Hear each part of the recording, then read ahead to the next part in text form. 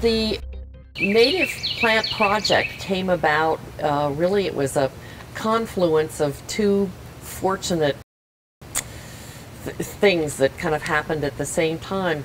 When I moved here to Spring Island and my house was finished in 2001, I wasn't sure how much time I was going to spend here versus how much time I would be in Philadelphia, but it didn't take me long to realize that this was my heart's home, and this is where I really wanted to be. And from that came my decision to buy the lot next to mine, because I'm a passionate gardener and I need to have a garden. At the same time, I was serving on the Spring Island Habitat Review Board, and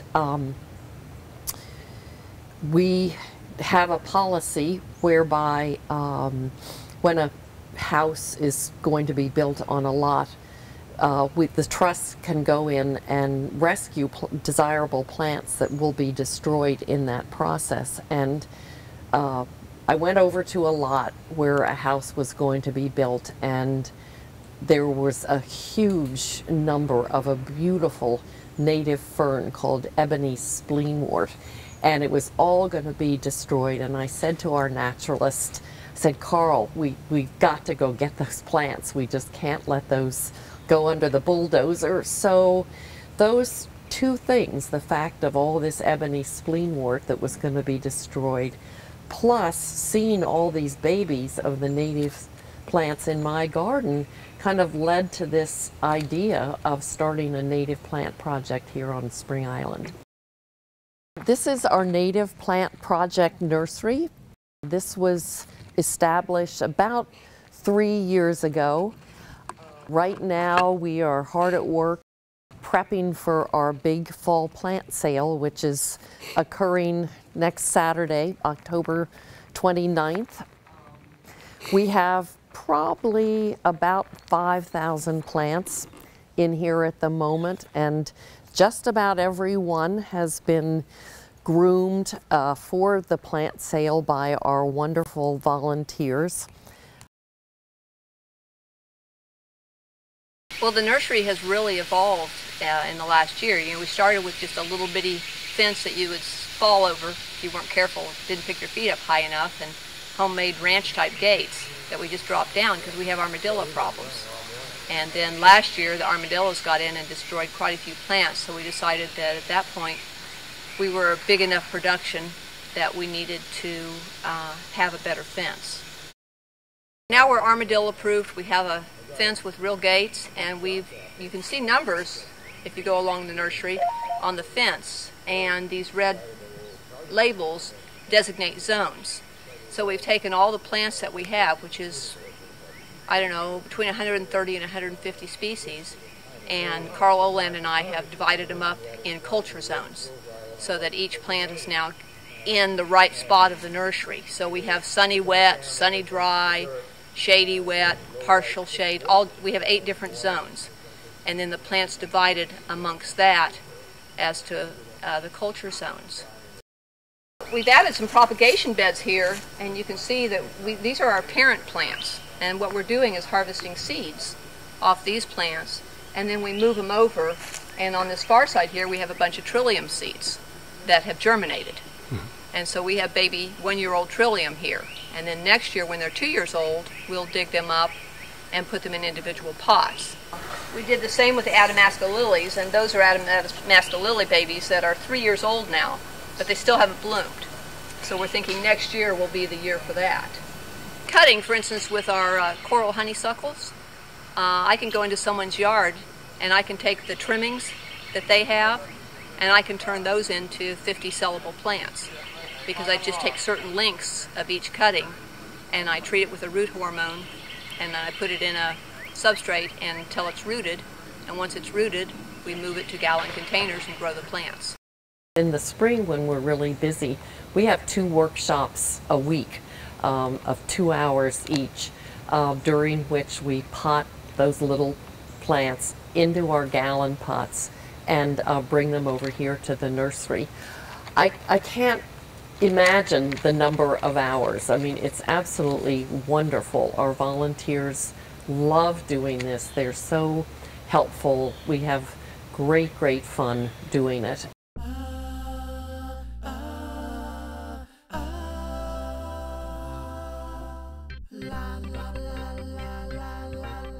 Okay, we're having our spring native plant sale, and it's turned out to be a beautiful day. Lots of folks here buying plants and getting a lot of good questions about conditions they're trying to grow them in and the wildlife they're trying to attract with them. So it's been very successful, and we've really enjoyed having folks come and take such an interest in the plants. I've been really pleased with the number of people who have said they bought plants last year and they've done really well, so they've come back for more. So today is the day of our April plant sale, which is our biggest sale of the year. We're offering 103, I think, different varieties of plants, and we opened at 8:30 for members and 9 o'clock for off-island members. But our first sale was $394, so we thought we're really off to a good start here, and we've had a steady stream of customers ever since. We have two carts moving back and forth between the nursery and the baseball field, bringing additional plants as we run out, which we are doing frequently. We have about 60 or 70 people who volunteer. And they volunteer doing things such as potting, helping working out on the sales, and a whole variety of things. And one of the things that I find these particular sales are very beneficial for Spring Island is the fact that we bring people from all of the different surrounding areas. We have the sale in a beautiful spot. They get to see the nature center, which is open to them. They get to see what a beautiful place this is. And so this is a wonderful, beautiful day at Spring Island. We have this gorgeous layout of plants that everyone has worked so hard to do, and we're having a wonderful time doing it. Exactly. So even though you can grow violets in the Northeast, I wouldn't take a chance. The only violets I'm sorry. I have are indoors, and they're my grandmother's. Yeah. Well. I've had those for 15 years anyway. Yeah. Good. Well. No, sorry. That's a good Master Naturalist class. Get it off. That's wonderful. Well, thank you for coming today. We'll take 48 of This is additional. I paid for my first this cow. I have to go get it checked. This whole project is staffed by volunteers. From the beginning of the propagation to the planting in the pots to staffing these sales. We had people climbing all over here from 8:05, and it hasn't let up since. It's really interesting, too, for me, the number of people that aren't Spring Islanders that are showing up. They're coming. In fact, we had people here from Gardens Corners, from Sea Island. Yeah, had some really interesting locations. People have been showing up word of mouth. Got a lot of the master gardeners from Laurel Rose have been coming down. It's sort of trickled down through all the good dirt people, I like to call them, and really good turnout.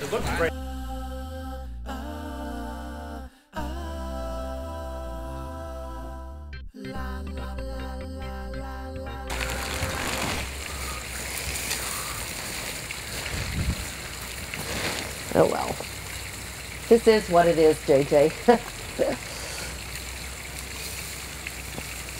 So, when I installed my garden, I asked that 3 propagating beds be included, because even though we do have our greenhouse for propagation, I thought it would be fun to try doing some of these seeds right out here in the open over the winter and just see what the difference was, if they did better maybe than seeds that were propagated in the greenhouse, or not as well, or they didn't do anything at all. So this is kind of my little playground here, and I've grown some plants from seed.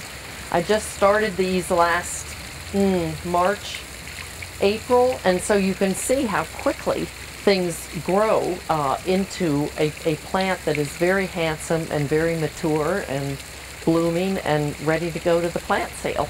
This small section is designed to be my butterfly area, and I cheat in here and I include plants that are not native plants but are plants that bloom for a good part of the year. So this is for the butterflies and the bees, and this is my cheating area. Otherwise, every plant in the rest of the garden is at least a South Carolina native, if not even native to a smaller region very close to Spring Island. One day, about 3 years ago, I guess I was driving around Spring Island, and off in a field I saw this beautiful white plant, and it was very late in the season, and it was just so snow white. I thought, I have to stop and see what this plant is. So I took a cutting and went to Carl, and Carl identified it as lesser snake root, and it's one of our most popular plants. This will give you kind of an idea about the bountifulness of nature. This is a piece of purple blue stem grass, and this is the perfect time for harvesting this. It's like a huge dandelion, but if you look at this, I mean, just on this one stalk there are hundreds, if not thousands, of seeds. And I've put out here just a few of the other things. This is a goldenrod, and you can see the puffy little seeds here. Different grasses. This is one of my favorites. It's totally funky. It's called wool grass. One of the things that I have learned, I've learned so much, even though I've been a gardener just about all of my life. My gardens until now had always been kind of neat and tidy and blooming all the time, and native plant gardening is just completely different. There are a couple of things you really have to adjust to. One is that instead of deadheading in the fall and removing all the dead blossoms, you need to remember that these dead flower heads are filled with seeds, and they are a very important source of food for the birds in the wintertime. This is a coneflower, and it's one of the favorites of many, many birds. The grasses, I've seen goldfinches just all over some of my grasses munching the seeds. So I have learned, you know, that it's not the right thing to do if you're truly into native plant gardening, with the thought that you want to provide the food and the habitat and meet the needs of our critters. So you can certainly tidy up in the winter, but it's very important to leave some of the seed heads on the plants. The other thing is that because these plants and all of the insects and the birds have co-adapted over, I don't know, thousands, millions, I'm not sure how many years, that it's okay when you come out and you notice that the leaves on one of your favorite plants have been nibbled, and you do not run for the bug killer. You have to realize that that plant is serving as a very important host plant for the caterpillar of some butterfly. This plant is one of my favorites. It blooms very late. This is the 24th, I think, of October, and it really is in full bloom. This one is called Burr Marigold, or Biden's Lavis, and I grew this plant from seeds that I collected over in the duck ponds on Spring Island. Gardening, creating a garden is an ongoing process, of course. This garden, I think, is 5 years old, and this is really the first year that I have felt that I really have a garden, in the sense of having the right groups of plants in the same area and the right size masses of plants. Just recognizing something is not going to do well here, and just deciding not to grow it. It's what I love about gardening, is you are never done. It's a palette that you can go back to year after year after year and change and rearrange, and that really is such a joy for me.